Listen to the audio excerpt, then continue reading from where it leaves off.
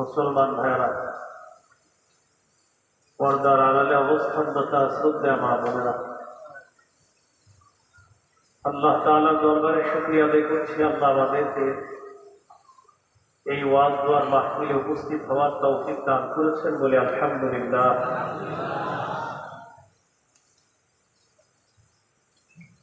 আমি আপনাদের সামনে সূরাতুত তাওবার একটি আয়াতে কারিমা তেলাওয়াত করলাম, সূরা হাশরের একটি আয়াতে কারিমার অংশ বিশেষ তেলাওয়াত করলাম। রাসূলুল্লাহ সাল্লাল্লাহু আলাইহি সাল্লামের হাদিস থেকে একটি হাদিস পেশ করলাম। আয়াতে আল্লাহ পাক রব্বুল আলামিন বলেন, আতিউল্লাহ, তোমরা আল্লাহর আনুগত্য করো, ওয়া রাসূলা, রাসূল সাল্লাল্লাহু আলাইহি সাল্লামের আনুগত্য করো, ওয়ালা তানাযাউ, পরস্পর ঝগড়া করো না, ফাতাফশালু ওয়া তাযহাবা রিহুকুম, তোমরা যদি আপসে ঝগড়া করো তোমাদের শক্তি খর্ব হয়ে যাবে, তোমরা দুর্বল হয়ে যাবে।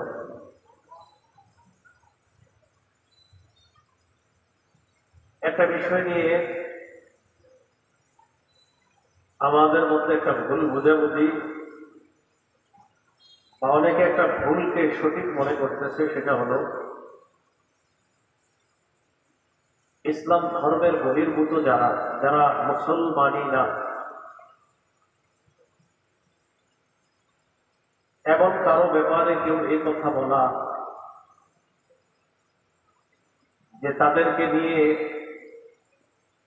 অথবা শিরিক বেদাতপন্থী তাদেরকে নিয়ে একটা সম্প্রীতি ভালোবাসা সৃষ্টি করা, এই জাতীয় কথা কেউ বলা, পাশাপাশি এই কথা বলা নবীর মহব্বতে হাসতে হাসতে জীবন দিয়ে দিব, একদিক দিয়ে শিরিক বেদাত আর অমুসলিম যারা আমার নবীকে শেষ নবী মানে না, এই জাতীয় কোনো মানুষ যারা নিজেদেরকে মুসলিম দাবি করে কিন্তু নবীজিকে শেষ নবী মানে না, আবার নিজেদের দাবি করে মুসলমান, তাদের পক্ষে কোনো কোনো মানুষ কথা বলে, শিরিক বেদাত যারা করে তাদের পক্ষেও কথা বলে বোঝায় যে আমরা একটা সম্প্রীতি দেশে বসবাস করি, তাদেরকে কেউ কিছু বললে আমরা হাসতে হাসতে নবীর মহব্বতে জান দিতে পারি। চিন্তা করেন, একদিক দিয়ে বলতেছে নবী বিদ্বেষী যারা তাদেরকে নিয়ে সম্প্রীতি তৈরি করবে, অপর দিয়ে বলা হচ্ছে আবার যে হাসতে হাসতে নবীর জন্য জান দিবে। হাস্যকর কথা যে দুনিয়াতে কত প্রকার হতে পারে। একদিক দিয়ে নবীর দুশ্মন, আবার শিরিক বেদাত যে করে, নবীর নাম বিক্রি করে যারা বেদাত করে তাদেরকে নিয়ে সম্প্রীতি তৈরি করবে। চিন্তা করেন, পাশাপাশি আবার বলে তাদের কিছু হলে হাসতে হাসতে নবীর জন্য জান দিয়ে দিবে, তাদের কিছু হলে হাসতে হাসতে নবীর জন্য জান দিয়ে দিবে। এই জাতীয় কথাগুলো যারা বলে এরা বুঝায় যে উনি অনেক ধর্ম জ্ঞান বুঝে, অনেক জ্ঞান আছে, এরকম বুঝায়। বুঝায় কি মানে আমার অনেক জ্ঞান আছে, খুব জ্ঞান লাগে, এরকম বুঝায়। ওই জাতীয় জ্ঞানী যারা তাদেরকে এই কথা বলে দেওয়া যায় সুন্দরভাবে, অন্যান্য লাইনে অনেক বড় জ্ঞানী হলেও আমাদের মাদ্রাসার প্রাথমিক পর্যায়ের 2-3 বছরের যে ছাত্রগুলো আছে এদের সামনে বসার মতো ধর্মীয় জ্ঞান তাদের নেই, অন্যদিকে জ্ঞান আছে। না হয় আপনি বুঝেন কি কথা বলে,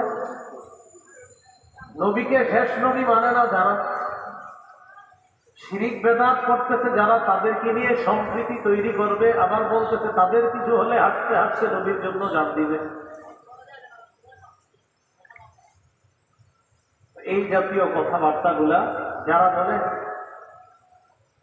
তাদেরকে কিছু বিষয় স্পষ্ট থাকা দরকার। সেটা হলো, আমরা এখানে এই সোলাকিয়া মাঠে এখন যারা আছে, আমার বয়ান যারা শুনছে মুসলমান, আমরা কোন আল্লাহর ওলির দুশমন না, কোন আল্লাহর ওলির বিরোধী আমরা না।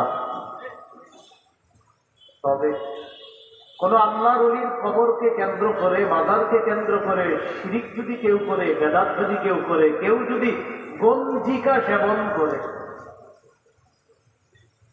কেউ যদি গাঁজা সেবন করে, গাঁজা, আল্লাহর ওলির কবরকে কেন্দ্র করে কেউ যদি শিরিক করে, কেউ যদি বেদাত করে, আর কেউ যদি গাঁজা খায়, আমরা ওই শিরিকের বিরুদ্ধে, আমরা ওই বেদাতের বিরুদ্ধে, ওই গাঁজার বিরুদ্ধে আগেও ছিলাম, এখনো আছি, আমৃত্যু আমরা এগুলার বিরুদ্ধে থাকবো। আমরা আল্লাহর ওলির বিরুদ্ধে, আল্লাহর ওলির কবরের বিরুদ্ধে, আল্লাহর ওলির কবর জিয়ারত করা হবে এর বিরুদ্ধে।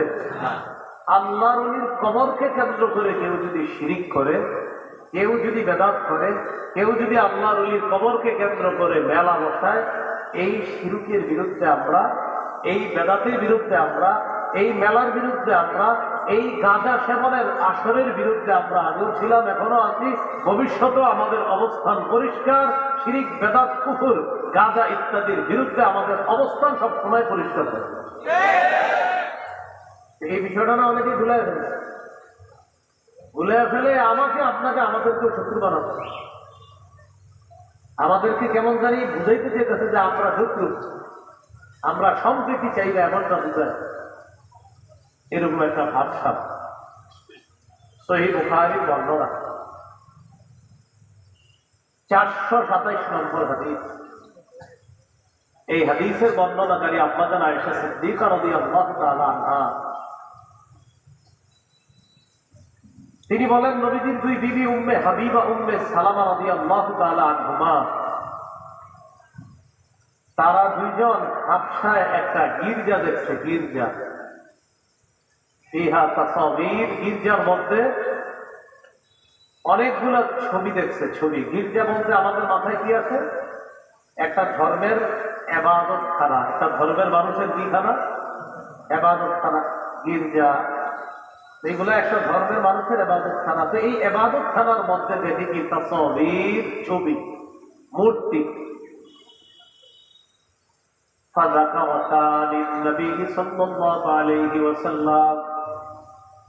নবীজির দুই বিবি ব্যাপারটা আল্লাহ রাসূলের কাছে জানাইলেন, হুজুর, আমরা হাবশায় একটা গির্জা দেখলাম, ইবাদত খানা দেখলাম, ইবাদত খানার মধ্যে দেখি কি? ছবি, মূর্তি, এগুলা দেখলাম। فقال رسول الله صلى الله عليه وسلم إن أولئك إذا كان فيهم الرجل الصالح فمات بنوا على قبره مسجدا। নবীজি বলেন, এরা হলো তারা, একদল মানুষ ছিল যাদের মাঝে কোনো ভালো মানুষ যখন মারা যায়, মারা যাওয়ার পর ওই ভালো মানুষটা যেখানে কবর দেয়, কবরের উপর তারা একটা সিজদার স্থান বানাইতো, নাউজুবিল্লাহ, যেখানে কবরটির উপরে একটা সিজদার স্থান বানায়। ওয়া সাওয়ারু ফীহি তিলকা সুওয়ার, ওই মানুষগুলা আল্লাহর ওলি মারা যাওয়ার পর কবরের উপরে একটা সিজদার স্থান বানিয়েছে, আর ওই সিজদার স্থানের ভিতরে নিচে আল্লাহর ওলির কবর, আর উপরে ওই সিজদার যেই জায়গায় দেয় সেখানে হলো আল্লাহর ওলির মূর্তি। তাহলে নিচে আল্লাহর ওলির কবর, উপরে হলো ইবাদত খানা, আর ইবাদত খানার ভিতরে আল্লাহর ওলির মূর্তি, ছবি। নবীজি বললেন, উলাইকা শিরারুল খালকি ইনদাল্লাহি ইয়াউমাল কিয়ামাহ, এরা হলো কিয়ামতের ময়দানে সবচেয়ে নিকৃষ্ট জাতি হবে, কিয়ামতের ময়দানে সবচেয়ে নিকৃষ্ট জীব হবে তারা, যারা আল্লাহর ওলিদের কবরের উপরে সিজদার স্থান বানায়, আবার যদি এটার মধ্যে মূর্তি বসায়, তারা হবে সবচেয়ে নিকৃষ্ট জাতি। এই জন্য মূর্তি ইত্যাদি এগুলা ইসলাম সমর্থন করে না। আমাদের ইবনে শাইখুল হাদিস, উনি মাত্র একটা মূর্তি ভাঙতে চেয়েছিলেন, আল্লাহর কি কুদরত, 90 ভাগ মূর্তি এখন আল্লাহ ভেঙে দিয়েছে। উনি মাত্র কয়টার ব্যাপারে বলছিল? একটার ব্যাপারে বলাতে বেচারারে 3 বছর রাখতে ভিতরে। তো আল্লাহর কি কুদরত, এই জন্য অহংকার না করা। আল্লাহর কি কুদরত দেখেন, উনি মাত্র দাবি করছে কয়টা? একটা। এখন আল্লাহ তাআলা এত খুশি করে দিছে মুসলমানদেরকে যে উনি দাবি করছে একটা, শুনলাম না কথাটা, যাও এখন 90 বার শেষ, 10 ভাগও থাকবে না ইনশাআল্লাহ। রাসূলুল্লাহ সাল্লাল্লাহু আলাইহি ওয়াসাল্লাম বলে দিলেন, নিচে আল্লাহর ওলির কবর, উপরে আল্লাহর ওলির এই কবরের উপরে সেজদার স্থান বানায়, আর ভিতরে আপনার মূর্তি বসায়া দেয়। এরা সৃষ্টির সবচেয়ে নিকৃষ্ট জাতি, বলি নাউযুবিল্লাহ।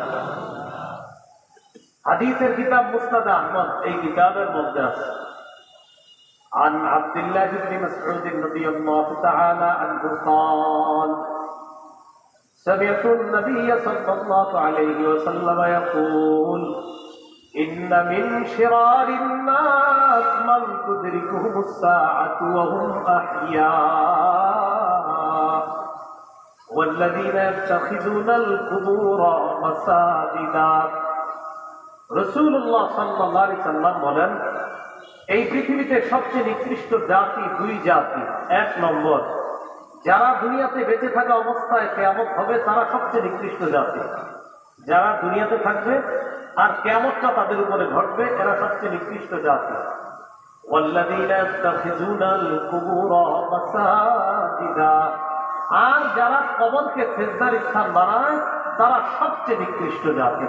বলেন তো, কবরকে সিজদার স্থান যারা বানায় তারা কি সবচেয়ে নিকৃষ্ট জাতি? আল্লাহ আমাদেরকে আল্লাহর ওলিদের কবরের মর্যাদা যেন আমরা রক্ষা করতে পারি, আল্লাহ তৌফিক দান করেন। আল্লাহর ওলিদের কবরের মর্যাদা রক্ষা হবে, আল্লাহর ওলিদের কবর মাজারকে যখন শিরিক বেদাত মুক্ত করতে পারবো, গাঁজা সেবন গাঁজার আসর মুক্ত করতে পারবো, আর কবরকে কেন্দ্র করে মেলা মুক্ত যখন করতে পারবো, তখনই আল্লাহর ওলির কবরের সম্মানটা আমরা রক্ষা করতে পারবো।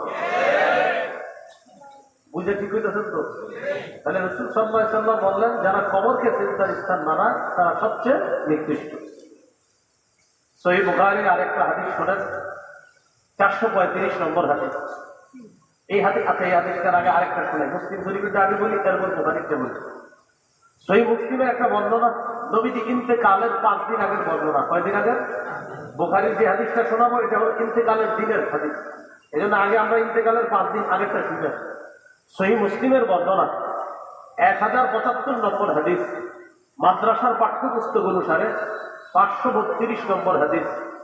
এই হাদিসের মধ্যে আছে, قال رسول الله صلى الله عليه وسلم, রাসূলুল্লাহ সাল্লাল্লাহু আলাইহি ওয়াসাল্লাম বলেন, ইন্নী আবরাউ ইলাল্লাহ আইয়াকুনা লি মিনকুম খলিল, আমি আল্লাহর কাছে মুক্ত তোমাদের মধ্যে কোন খলিল বানানো থেকে, অন্তরঙ্গ বন্ধু বানানো থেকে আমি আল্লাহর কাছে মুক্ত। তোমাদের মধ্যে আমার কোন অন্তরঙ্গ বন্ধু নাই। فإن الله تعالى قد اتخذني خليلا كما اتخذ إبراهيم خليلا, কারণ আল্লাহ তাআলা আমাকে যেমনি ভাবে ইব্রাহিম নবীকে তার খলিল হিসাবে গ্রহণ করেছেন, তেমনি আল্লাহ তাআলা আমাকেও ইব্রাহিম নবীর মতো তার খলিল তথা অন্তরঙ্গ বন্ধু হিসাবে গ্রহণ করেছেন। তাহলে দুই নবী খলিল, একজন ইব্রাহিম খলিলুল্লাহ, আর নবীর ইন্তেকালের 5 দিন আগে নবী জানায়া গেলেন ইব্রাহিম নবীও খলিল, আমি মুহাম্মদ সাল্লাল্লাহু আলাইহি সাল্লামও খলিল। তাহলে আমাদের নবী খলিলুল্লাহ, হাবিবুল্লাহ, রাসূলুল্লাহ। সুবহানাল্লাহ। ইব্রাহিম নবী খলিলুল্লাহ, আর আমাদের নবী মুহাম্মদ সাল্লাল্লাহু আলাইহি সাল্লাম হাবিবুল্লাহ, রাসূলুল্লাহ, খলিলুল্লাহ। এই কথা বলার পর নবীজি বলেন, আলা ওয়া ইন্না মান কানা ক্বাবলাকুম ইত্তাখাযু কুবুর আমবিয়াইহিম ওয়া সালিহিহিম মাসাজিদা, শোনো তোমরা, তোমাদের পূর্ববর্তী জাতি তারা তাদের নবী আর ওলিদের কবরকে সিজদার স্থান বানিয়েছে। আলা ফালা তাত্তাখিযুল কুবুর মাসাজিদা, আমার উম্মত তোমরা কিন্তু কবরকে সিজদার স্থান বানাবা না। আনহাকুম আন যালিকা, আমি নবী তোমাদেরকে এই ব্যাপারে নিষেধ করে যাচ্ছি। তাহলে ইন্তেকালের 5 দিন আগে কবরকে সিজদার স্থান বানাইতে নবীজি সাল্লাল্লাহু আলাইহি সাল্লাম নিষেধ করে দিয়েছেন। এখন আমি আপনাদের কাছে জানতে চাই, আমাদের বাংলাদেশে কবর কেন্দ্রিক সিজদা না হইলেও পৃথিবীতে হয় না? বাংলাদেশে না হইলেও পৃথিবীতে হয়তো বাংলাদেশে হয়। তাহলে এই জিনিসটা বলে, বাংলাদেশে কি কবর কেন্দ্রিক সিজদা হয়? আমরা কি কবরের বিরুদ্ধে না কবরের সিজদার বিরুদ্ধে?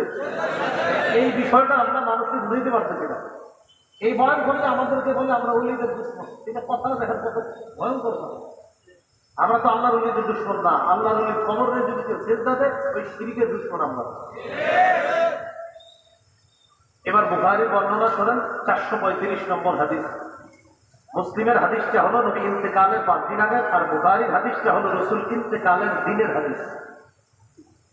লাম্মা নুজিলা বিরাসূলিল্লাহি সাল্লাল্লাহু আলাইহি ওয়াসাল্লাম, যখন রাসূল সাল্লাল্লাহু আলাইহি সাল্লামের মুমূর্ষু অবস্থা হলো,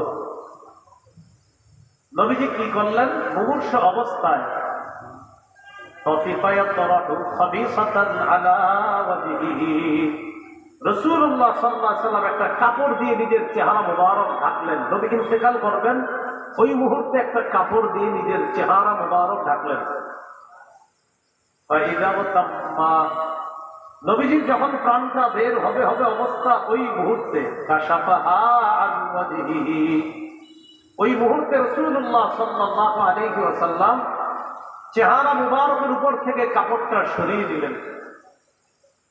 নবীজির যখন মুমূর্ষু অবস্থা তখন চেহারায় কাপড় রাখলেন, আর যখন প্রাণটা বের হবে তখন কাপড়টা সরাইলেন, সরায়া বললেন লা'নাতুল্লাহি আলাল ইয়াহুদি ওয়ান নাসারা, ইহুদিদের উপর আল্লাহর অভিশাপ, খ্রিস্টানদের উপর আল্লাহর অভিশাপ। ইত্তাখাযু কুবুর আমবিয়াইহিম মাসাজিদা, তারা তাদের নবীদের কবরকে সেজদার স্থান হিসাবে গ্রহণ করেছে, সেজদার স্থান বানিয়েছে। ইউহাযযিরু মা সানাউ, নবী নিষেধ করে যাচ্ছে, সতর্ক করে যাচ্ছে, উম্মত আমার ইন্তেকালের পরে কিন্তু আমার কবরকে আবার তোমরা সেজদার স্থান বানাবা না। অতীতের জাতি তাদের নবীর কবরকে সেজদার স্থান বানিয়েছে, এই জাতীয় কাজকর্ম কিন্তু তোমরা করবা না। আল্লাহ আমাদের সকলকে কবর কেন্দ্রিক সেজদার শিরিক বেদাত থেকে বাঁচার তৌফিক দান করেন। এবার গুরুত্বপূর্ণ একটা কথা বলেন, কবর কেন্দ্রিক, সবাই বলেন কবর কেন্দ্রিক মেলা বসানো যাবে না। কবর কেন্দ্রিক কি বসানো যাবে না? এখন কথা হলো, যারা অতীতে বসানোর পক্ষে ছিলেন বা বসাইতো, রবিউল আউয়াল মাস আসলে বসাইতো, আমি দলিল দিই, দলিল দেওয়ার পরে তো আপনি বসানোর কথা না, দলিল দিয়ে পারলে চ্যালেঞ্জ করেন। কবর কেন্দ্রিক মেলা যে নিষেধ, যেটা যদি দলিল থাকে তাহলে কেন বসাবো মেলা? এটা যদি আবু দাউদ 2042 নম্বর হাদিস, কোন কিতাব? কত নম্বর হাদিস? 42 নম্বর হাদিস, 2042। قال رسول الله صلى الله عليه وسلم لا تجعلوا بيوتكم قبورا, রাসূলুল্লাহ সাল্লাল্লাহু আলাইহি ওয়াসাল্লাম বলেন, তোমরা তোমাদের ঘরগুলোকে কবর বানায় না। যেই ঘরের মধ্যে নফল নামাজ না হয়, যেই ঘরের মধ্যে জিকির না হবে, আল্লাহর কোরআনের তেলাওয়াত না হবে, ওই ঘর কবরের মতো হয়ে যায়। এরপরে নবী বলেন ওয়ালা তাজআলু কবরি ঈদা, তোমরা আমার কবরকে কেন্দ্র করে মেলা বসাবা না, আমার কবরকে উৎসবের স্থানে পরিণত করবা না, আমার কবরকে কেন্দ্র করে মেলা বসাবা না, উৎসবের স্থানে পরিণত করবা না। আমাদের নবীজির চেয়ে বড় পীর দুনিয়া থেকেও আসে নাই, আসবেও না। আমাদের নবীজির চেয়ে বড় শাইখুল হাদিস, আল্লামা, মুফতি, মুহাদ্দিস, মুফাসসির, পৃথিবীতে একজন মানুষের যত ভালো উপাধি লাগতে পারে সব আমার নবীর জন্য। আমার নবীর চেয়ে শ্রেষ্ঠ উপাধিধারী পৃথিবীতে আসে নাই, আসবে না, আসা সম্ভব না। তার কবরকে কেন্দ্র করে যখন মেলা বসানো জায়েজ নাই, হারাম। অতএব অন্য কোনো আল্লাহর ওলির কবরকে কেন্দ্র করেও মেলা বসানো হারাম, জায়েজ নাই। ওই মেলা বসানোর বিপক্ষে আমরা, আল্লাহর ওলির কবরের বিপক্ষে না। এখন এই যে আমি বয়ানটা বললাম না, অনেকে দেখবেন এরকম বলতে পারে, এটা নবীদের অলিদের দুশ্মন বলতে পারে। আপনি বলেন, আমি কি অলির কবরের দুশ্মন? নবী ও নবীদের অলিদের কবরের দুশ্মন? তাহলে কবর কেন্দ্র করে মেলা, কবর কেন্দ্র করে শিরিক, কবর কেন্দ্র করে বেদাত, কবর কেন্দ্র করে সেজদা, এগুলোর বিরুদ্ধে আমরা আল্লাহ তাআলার কাছে দোয়া করব, আমাদের এই দেশ থেকে যেন আল্লাহ সমূলে বেদাত এবং শিরিককে আল্লাহ দূর করে দেন। রাসূলুল্লাহ সাল্লাল্লাহু আলাইহি সাল্লাম বলেন, যদি আমাকে মহব্বত করতে চাও তো কবরকে তোমরা উৎসবের স্থানে পরিণত করবা না, বরং কি করবা? ওয়াসাল্লু আলাইয়া, আমার উপর বেশি বেশি দরুদ পড়বা। ফাইন্না সালাতাকুম তাবলুগুনি হাইসু কুনতুম, তোমরা যেখানেই থাকো, যেখান থেকে দুরূদ পড়ো, তোমাদের দুরূদ ওই মুহূর্তে আমার কাছে পৌঁছে যাবে। তাহলে আমরা বেশি বেশি দুরূদ করব, আল্লাহ তৌফিক দান করেন। এবার আমার সাথে বলেন, কবর সামনে রেখে নামাজ পড়া যাবে না। অনেক মসজিদের মাঝখানে কবর, মসজিদের মাঝখানে কেন করছেন? আবেগে করে দিন। মসজিদের মাঝখানে কবরটা আবেগে করে দিন। কেন আবেগে করলেন? আলেমদেরকে জিজ্ঞাসা করতে পারলেন না? তো আপনি কবর করছে, এটা মাঝখানে করে। যদিও মুসলমানরা কবরকে চিন্তা করে না, যারা মসজিদে নামাজ পড়ে ওদের মনে কখনো কবরের চিন্তা করার উদ্দেশ্য না। কিন্তু আপনি এই কামটা কেন করলেন? আবু দাউদের বর্ণনা 3229 নম্বর হাদিস, রাসূলুল্লাহ সাল্লাল্লাহু আলাইহি ওয়াসাল্লাম বলেন, লা তাজলিসু আলাল কুবুর, তোমরা কবরের উপর বসবা না, কবরের উপর বসবা না। ওয়ালা তুসাল্লু ইলাইহা, কবর সামনে রেখে নামাজ পড়বা না। তোমরা কবরের উপর বসবা না, কবর সামনে রেখে তোমরা নামাজ পড়বা না। অনেক মসজিদে ওই অনেক আগে থেকে কবর, অর্থাৎ আপনার 30-40 বছর ধরে কবর। এখন এই মসজিদকে সম্প্রসারণ করবে এলাকাবাসী, তো কি করে? মহব্বতের হযরতের কবরটা মাঝখানে রেখে দেয়। এই কাজগুলা না করা, এই জন্য মসজিদের মাঝখানে কবর না হওয়া, এটা পাশে হতে পারে, মাঝখানে না হওয়া। যদিও মুসলমান ওই মসজিদে গিয়ে কবরকে চিন্তা দেয় না, যে এরপরে নবী নিষেধ করছে কবর সামনে রেখা তোমরা নামাজ পড়বা না। আল্লাহ আমাদের সকলকে কবর কেন্দ্রিক বাড়াবাড়ি, শিরিক, বেদাত, মেলা ইত্যাদি থেকে হেফাজত করে। আরবি মাস কি মাস এটা?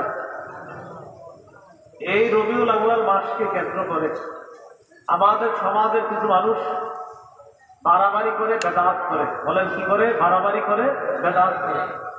এই জাতীয় বেদাতের মধ্যে আমরা পা বাড়াবো না। রবিউল আউয়াল মাসকে কেন্দ্র করে খুব মনোযোগ সহকারে শোনেন। 1 নম্বর, ঈদ কি জিনিস। 2 নম্বর, ইসলামে ঈদ বলতে কি বোঝায়। 3 নম্বর, মিলাদুন নবী মানে কি। 4 নম্বর, নবীজির জন্ম বার কবে। 5 নম্বর, নবীজির জন্ম তারিখ কবে। 6 নম্বর, ঈদে মিলাদুন নবীর ইতিহাস দুনিয়াতে শুরু হইল কিভাবে। 7 নম্বর, নবী তার জন্মদিনে কোনো আমল করেছেন কিনা। 8 নম্বর, জন্মদিনকে কেন্দ্র করে কোনো বেদাত, রসুল ইত্যাদি হারাম। 9 নম্বর, কেউ যদি বলে নবী তো নিষেধ করে না এই রেলি জশ্নে জুলুস বাইর করতে, আপনারা নিষেধ করেন কেন, এটার কি জবাব। 10 নম্বর, কেউ যদি বলে বেদাত মানে যদি হয় নতুন আবিষ্কার, ফ্যান, লাইট এগুলো তো নতুন আবিষ্কার, তাহলে এগুলি বেদাত কর না কেন, এটার কি জবাব। 11 নম্বর, সর্বশেষ আপনাকে বলবে আমার আব্বাও তো গত 20 বছর করছে, আমার জানা মতে আপনার দাদাও করছে গত 40 বছর, এটার কি জবাব। 12 নম্বর, বেদাতের মোকাবেলায় সুন্নাহের ব্যাপক প্রচার প্রসারণা চালানোর 1 নম্বর দায়িত্ব হলো যুব সমাজের। সুন্নাহের ব্যাপক প্রচারের 1 নম্বর দায়িত্ব তাদের। বলতে পারেন হুজুরদের, হুজুর তো বলতেছি মসজিদের মধ্যে, আপনারা যদি এবার হুজুরের ওই মসজিদের কথাটা নিয়ে খালি সমাজে সমাজে প্রচার করে দেন তাহলে তো হয়ে যাবে। 1 নম্বর, ঈদ মানে কি, তো মন দিয়ে শুনে। ঈদ আনন্দ, খুশি, উৎসব প্রকাশ করা। 2 নম্বর, ইসলামে ঈদ বলতে কি বোঝায়, এটা আমাদের জানা দরকার। এই ব্যাপারে 3টি হাদিস বলি, মন দিয়ে শোনেন। আবু দাউদের 1134 নম্বর হাদিস, আনাস ইবনে মালিক রাদিয়াল্লাহু তাআলা আনহুর বর্ণনা, তিনি বলেন, قدم رسول الله صلى الله عليه وسلم المدينة ولهم يومان يلعبون فيهما। রাসূলুল্লাহ সাল্লাল্লাহু আলাইহি ওয়াসাল্লাম মদিনায় আগমন করলেন। মদিনাবাসী তখন 2 দিন, এমন 2 দিন ছিল যেই 2 দিনে তারা খেলাধুলা করত। فقال رسول الله صلى الله عليه وسلم ما هذان اليومان। নবী তাদেরকে জিজ্ঞাসা করলেন, আচ্ছা এই 2 দিন যে তোমরা খেলাধুলা করো এটা কি, কেন খেলাধুলা করো। তারা জবাব দিল, কুন্না নালআবু ফীহিমা ফিল জাহিলিয়া, আমরা মূর্খতার যুগে এই 2 দিনে খেলাধুলা করতাম, তাই এখনো খেলাধুলা করি।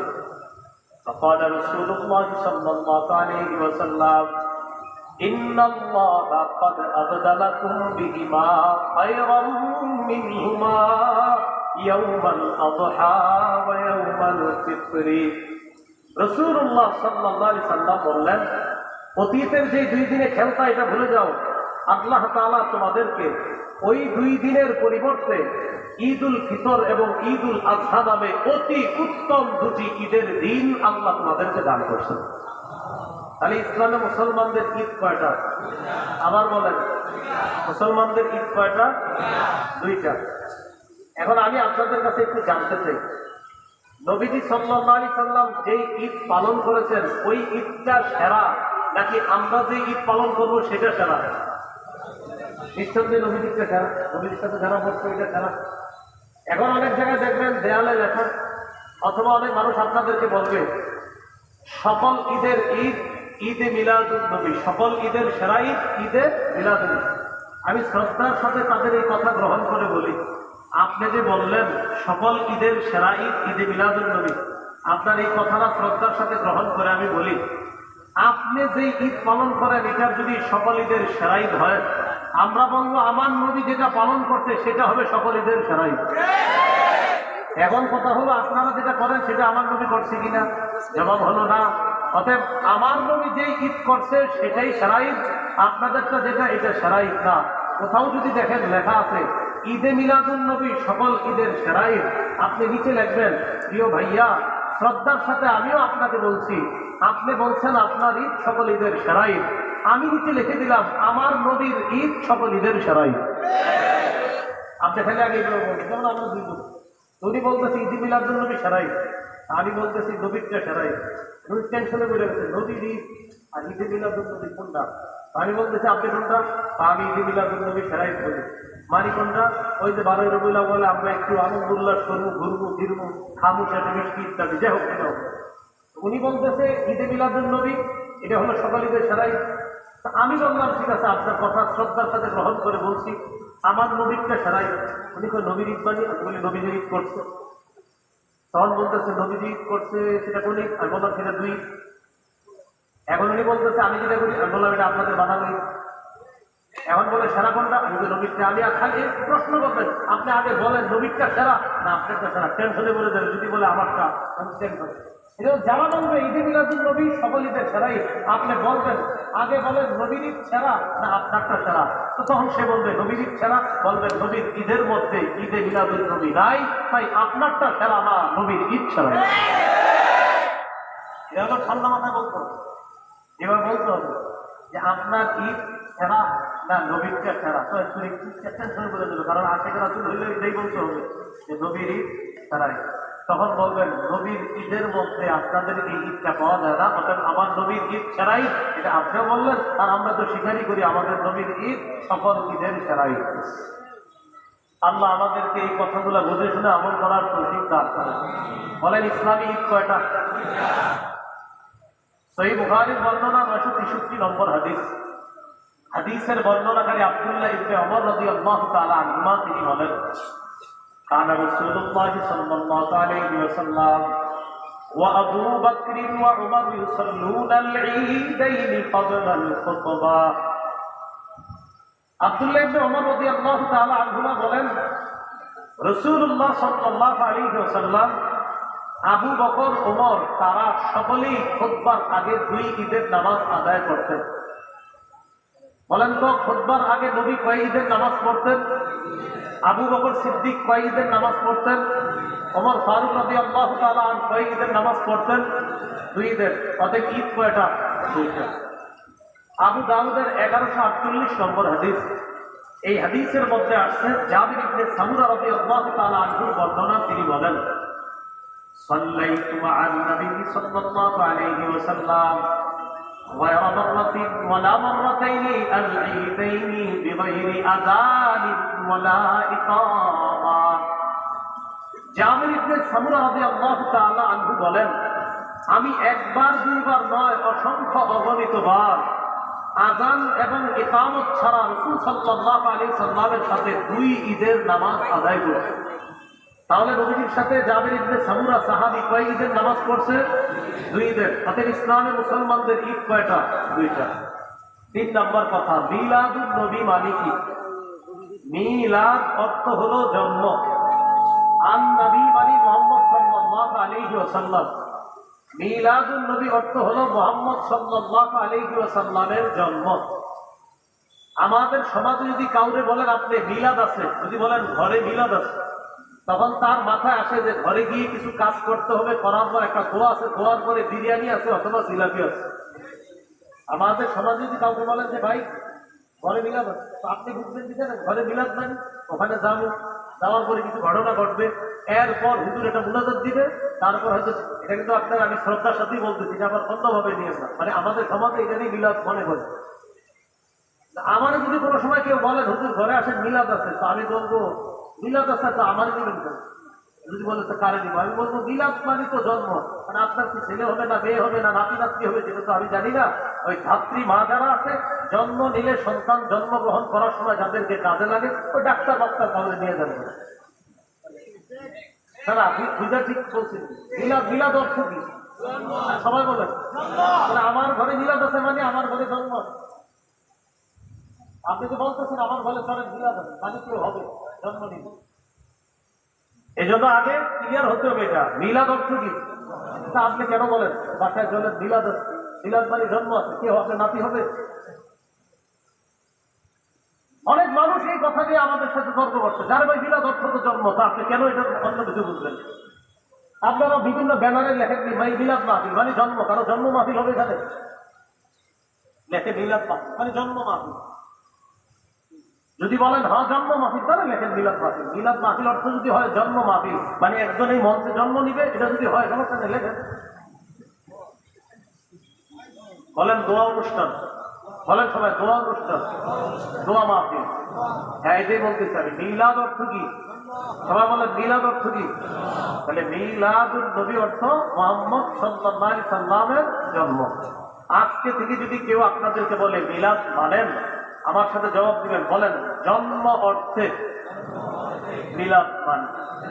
আমার জিজ্ঞাসা করেন সবাই মিলাদ মানেন? জিজ্ঞাসা করেন জন্ম অর্থে মিলাদ মানে। এবার আপনাদেরকে আমি জিজ্ঞাসা করি মিলাদ মানেন? পুরাটা বলবেন। হ্যাঁ জন্ম অর্থে মিলাদ মানে, কারণ ও যদি বলেন মিলাদ মানে তার ওর মাথায় তো এটা আসবে কিছু হবে ঘরে গিয়ে এরপরে তারপর জিলাপি দিবে, এরকম না। তাহলে মিলাদ মানেন জন্ম অর্থে মিলাদ মানে। মিলাদুন নবী অর্থ মুহাম্মদ সাল্লাল্লাহু আলাইহি সাল্লামের জন্ম। 4 নম্বর কথা, নবীজির জন্ম বার কবে? মুসনাদে আহমদ 4 নম্বর খন্ড 172 নম্বর পৃষ্ঠা। ওলিদা রাসূলুল্লাহ সাল্লাল্লাহু আলাইহি ওয়াসাল্লাম ইয়াউমাল ইসনাইন। রাসূলুল্লাহ সাল্লাল্লাহু আলাইহি সাল্লাম সোমবারে জন্মগ্রহণ করেছেন। 5 নম্বর আলোচনা, নবীজির জন্ম তারিখ কবে? এটা সবাই একটু মন দিয়ে শোনেন। কেউ বলেন নবীজির জন্ম তারিখ 2 রবিউল আউয়াল, কেউ বলেন 8ই রবিউল আউয়াল, কেউ বলেন 9ই রবিউল আউয়াল, কেউ বলেছেন নবীর জন্ম 10ই রবিউল আউয়াল, কেউ বলেছেন 12ই রবিউল আউয়াল, কেউ বলেছেন 17ই রবিউল আউয়াল, কেউ বলেছেন রবিউল আউয়ালের 8 দিন বাকি থাকতে নবীর জন্ম, কেউ আবার বলেছেন রমজানের 12ই রমজান নবীর জন্ম। এই একটা নতুন শুনতে 12ই রমজান নবীজির জন্ম। একটা কথা আপনারা আমার সাথে একমত হবেন আশা করি, যে নবীজির জন্ম নিয়ে মতভেদ আছে। এই ব্যাপারে আমি আশা করি একমত হবেন। কি আছে? মতভেদ। আল্লামা মুহাম্মদ ইবনে কাসির রাহমাতুল্লাহি আলাইহি আল বিদায়া ওয়ান নিহায়ার মধ্যে তিনি সবগুলো তারিখকে উনি দুর্বল প্রমাণিত করে গুরুত্ব দিয়ে তিনি 3টা তারিখ আলোচনা করেছেন। কয়টা? 2 রবিউল আউয়াল, 8ই রবিউল আউয়াল, 12ই রবিউল আউয়াল। 2 রবিউল আউয়ালের আলোচনাটা একটু মন দিয়ে শুনেন। মুহাম্মদ ইবনে সাদ তবকাতে ইবনে সাদের মধ্যে আছে, তিনি তার উস্তাদ ওয়াকিদি থেকে বর্ণনা করেছেন, ওয়াকিদি তার উস্তাদ আবু মাশার থেকে বর্ণনা করেছেন। একটু সামনে আমার দিকে তাকান, এই যে দিক তাকান সবাই। এই উনি হলেন আমার উস্তাদ, ওনার থেকে আমি একটা বর্ণনা করেছি, আমি ওনার ছাত্র। আমি তার কাছে বর্ণনা করছি, তিনি আমার ছাত্র। তাহলে তার উস্তাদ আমি আর আমার উস্তাদ তিনি, এতটুকু বুঝছেন সবাই? এটাকে বলে সূত্র। বলেন কি বলে? তাহলে সূত্রে তিনি আমার উস্তাদ, আমি তার ছাত্র। আবার আমি তার উস্তাদ, তিনি আমার ছাত্র, এলো সূত্র। তার উস্তাদ আমি, আমার উস্তাদ তিনি, এটাকে বলা হয় সূত্র। সূত্রে 2 জন আছে, একজনের নাম ওয়াকিদি, আরেকজনের নাম আবু মাশার। বুখারী শরীফের ব্যাখ্যা গ্রন্থের লেখক ইবনুল হাজার আসকালানী রাহমাতুল্লাহি আলাইহি তার কিতাব তাকরিবুত তাহযীবের মধ্যে তিনি আনছেন এই ওয়াকিদি, যিনি বর্ণনাকারী ওয়াকিদি, তার ব্যাপারে আনছে মাতরুকুন মা'a সিআতি ইলমিহি, যে ওয়াকিদি তার অনেক এলেম আছে, এলেম থাকার পরেও তার বর্ণনা পরিত্যাজ্য, তার বর্ণনা গ্রহণ করা যায় না। আর ওই যে আবু মাশার, তার ব্যাপারে বলছে দাঈফুন ফি রিওয়ায়া, তিনি বর্ণনা করার ক্ষেত্রে দুর্বল। তারা এই সূত্রে বর্ণনা করেছেন উলিদা রাসূলুল্লাহ সাল্লাল্লাহু আলাইহি সাল্লাম ইয়াউমাল ইসনাইন, নবীজি সোমবার দিন জন্মগ্রহণ করেছেন, লিলাইলাতাইনে খালাতা মিন শাহরি রবিউল আউয়াল, রবিউল আউয়াল মাসের 2 তারিখে। এটা তাদের সূত্রে, কার? ওয়াকিদি এবং আবু মাশার। তাহলে ওয়াকিদি যিনি সূত্রে আছে তিনি পরিত্যাজ্য, তার বর্ণনা পরিত্যাজ্য। আবার সূত্রে যিনি আছেন আবু মাশার, তিনিও দুর্বল। ওই সূত্রে একজন হলেন দুর্বল, আর এই মনে করেন আমারে বসা 2 জায়গায়, আমি পরিত্যাজ্য। এই 2 জন সূত্রে থাকার কারণে 2 রবিউল আউয়ালের বর্ণনাটিও দুর্বল, এটা গ্রহণ করা যায় না। এটা আপনারা আলেম ছাড়া অন্যরা বুঝছেন তো সবাই।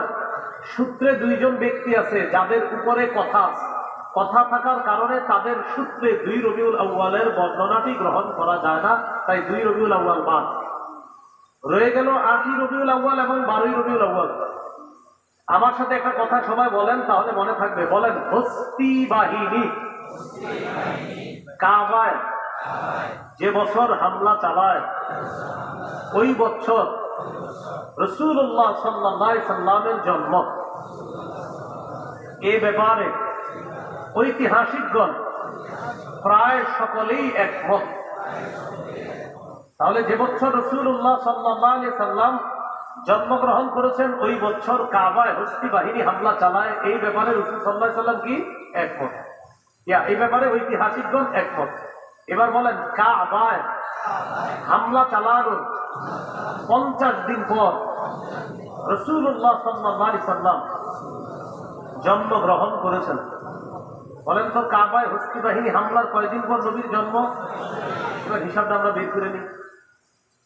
মুহররম মাসের 13 দিন বাকি থাকতে কাবার উপর হামলা হয়। তাহলে মুহররমের 13 দিন পেয়ে গেলাম। পরের মাস সফর মাস, সফরের 30 দিন দেন, মুহররমের 13 দিন 43 দিন। রবিউল আউয়াল মাস হলো সফর মাসের পরের মাস।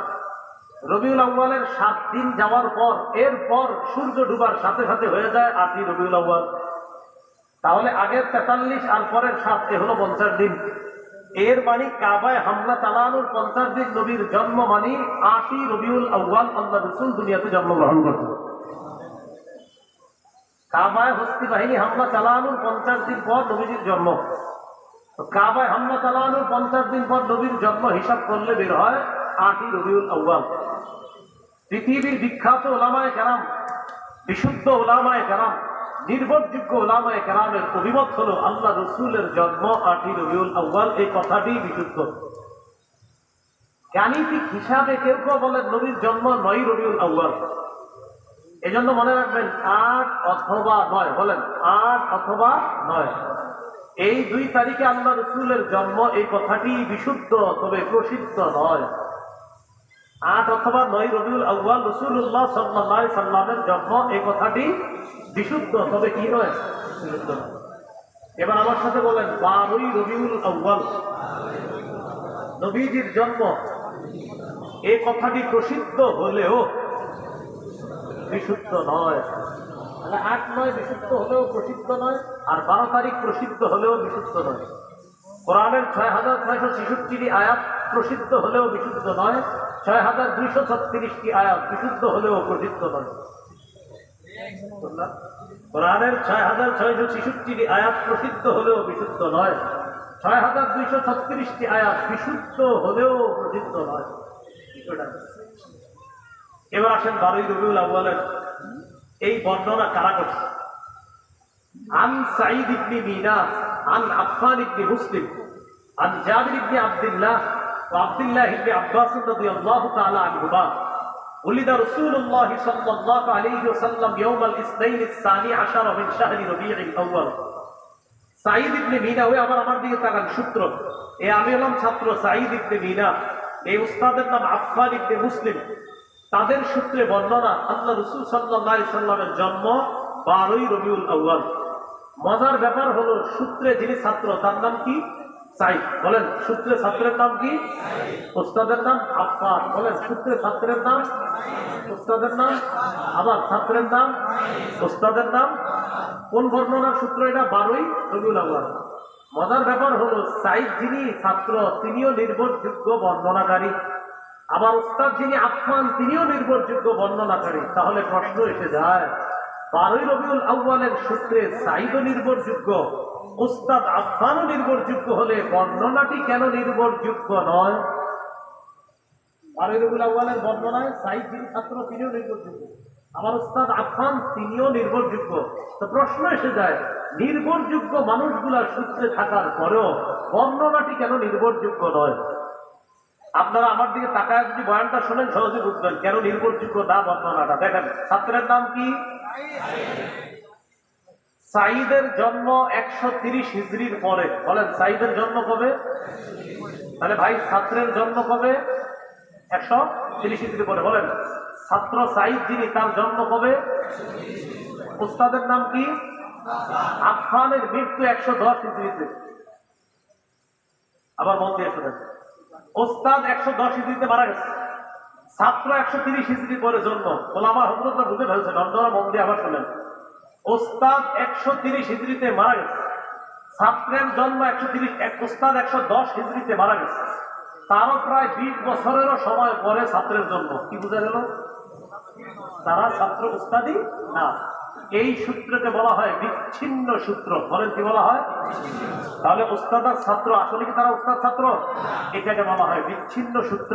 আরবিতে বলা হয় ইনকিতা, আর ইনকিতায়ের সূত্রকে বলা হয় মুনকাতি।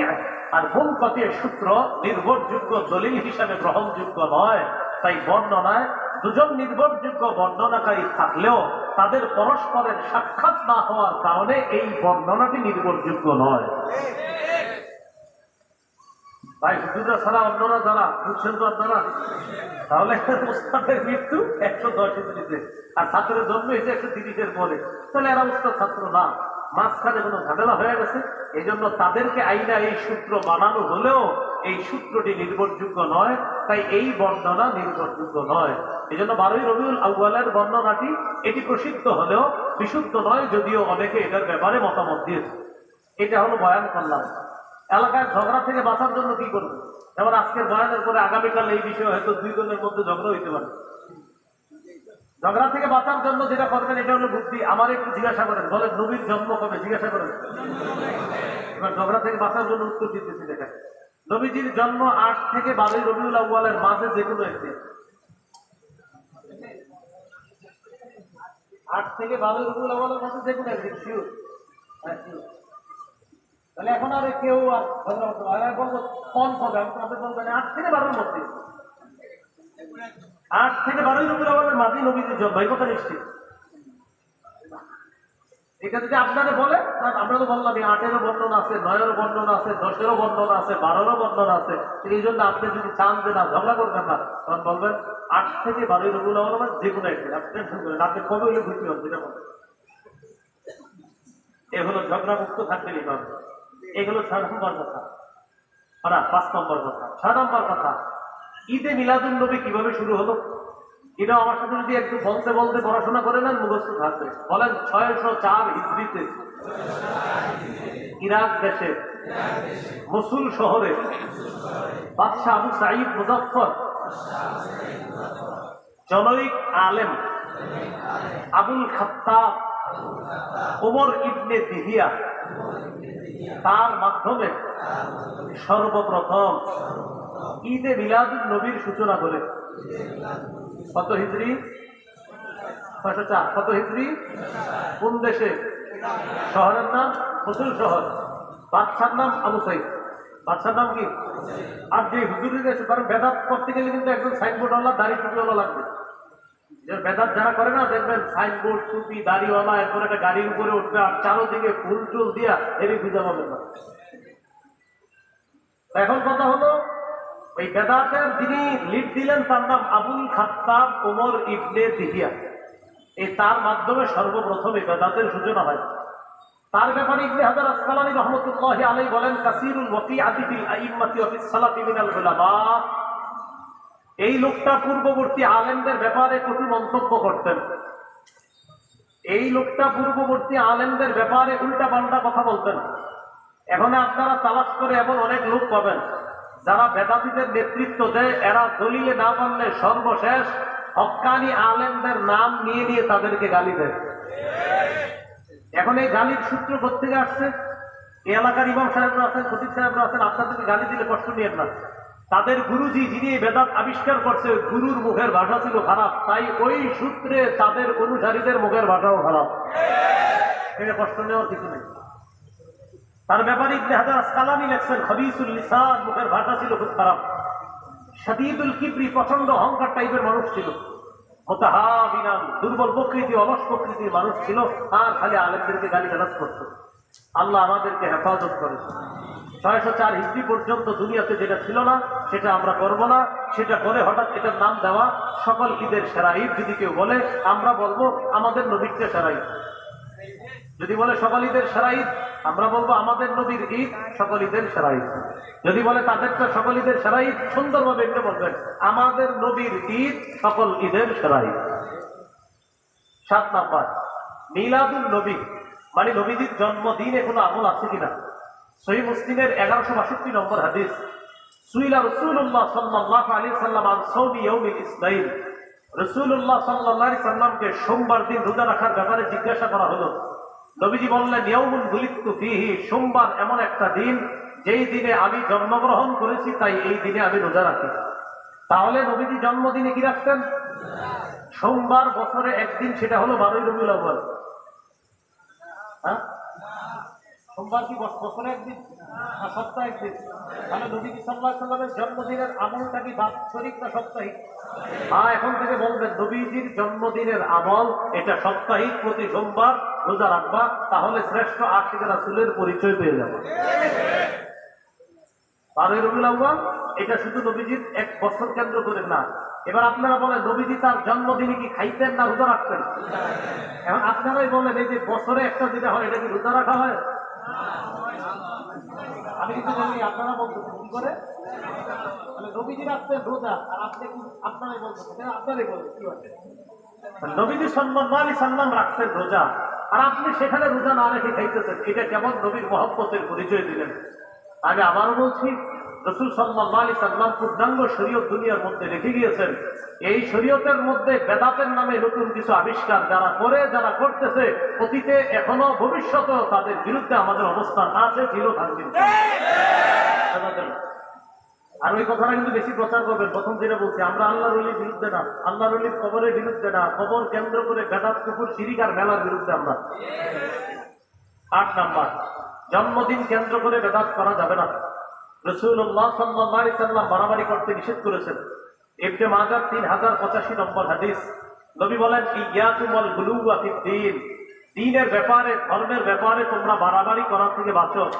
ফাইন্নাহু আহলাকা মান কানা ক্বাবলাকুম আল গুলুউ ফিদ-দীন, দ্বীনের ব্যাপারে বাড়াবাড়ি করার কারণে অতীতের জাতি ধ্বংস হয়ে গেছে, তোমরা এরকম করবা না। 9 নম্বর, কেউ যদি বলে নবী তো এগুলা করতে নিষেধ করেন নাই, এক্ষেত্রে আমাদের জবাব হলো নবী পূর্ণাঙ্গ শরীয়ত রেখে গিয়েছেন।